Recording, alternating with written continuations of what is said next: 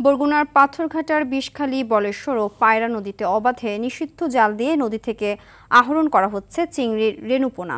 এতে মারা যাচ্ছে শত প্রজাতির মাছের পোনা সহ জলজ প্রাণী। আর রেণুপোনা বিক্রি করা হচ্ছে খুলনা ও সাতক্ষীরার বিভিন্ন চিংড়ি খামারিদের কাছে। মৎস্য বিভাগ ও নৌ পুলিশের তেমন তৎপরতা না থাকার সুযোগ নিচ্ছে অসাধু জেলে ও ব্যবসায়ীরা। বরগুনা থেকে তাওহিদুল ইসলাম শুভর পাঠানো তথ্যচিত্রে বিস্তারিত জানাচ্ছেন আব্দুল হামিদ।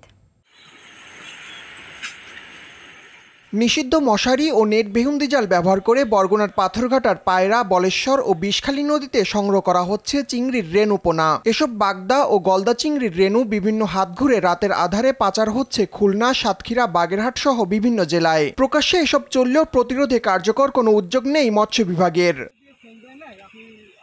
স্থানীয়রা বলছেন, প্রশাসনকে খুশি করেই নদীতে রেণুপোনা সংগ্রহ করছে অসাধু কিছু জেলে। রেণু আপনার 1500 দেয়, 1600 দেয়। একটা খাইতে নদী ভেঙে যায়, আমরা পোনা ধরি দেওয়া লাগে, আমরা না ধরতাম কত টাকা দেওয়া লাগবে। বেন্দি জাল যে পাতে ওই পানির তলে দেশে যায়, ওগুলো ওরা টাকা খায়। প্রশাসনের নাকের ডগায় এমন অপরাধ সংগঠিত হওয়ায় ক্ষুব্ধ স্থানীয় নাগরিক সমাজ। খুব দুঃখজনক যে নৌ পুলিশ তাদের অফিসের তাদের ক্যাম্পের সামনে 100 গজ দূরে এই বেচাকেনা হয়, দিনে হয়, রাত্রে হয়। তারা যদি না দেখে তাইলে আইনের শাসন আর থাকবে না। প্রশাসনের কোনো নজরদারি নাই, নজরদারি থাকলে এইরকম ব্যবসা প্রকাশ্যে করতে পারে না। মৎস্য প্রশাসনকে ম্যানেজের মাধ্যমে এই পাথরঘাটায় চরদানি বাজারে এই রেণুপোনার ব্যবসাটা সিন্ডিকেটের মাধ্যমে পরিচালনা করা হয়।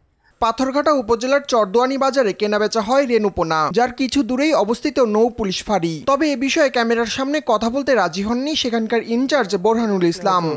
না ভাই, আমার পক্ষে সাক্ষাৎকার দেওয়া সম্ভব না। অভিযান চললেও অপরাধে জড়িতরা থাকছেন ধরাছোঁয়ার বাইরে। দ্রুত এসব অবৈধ জাল ব্যবহার করে পোনা নিধন প্রতিরোধ না করলে চিংড়ির পাশাপাশি অস্তিত্ব সংকটে পড়বে অন্য প্রজাতির মাছের রেণু। আব্দুল হামিদ, RTV।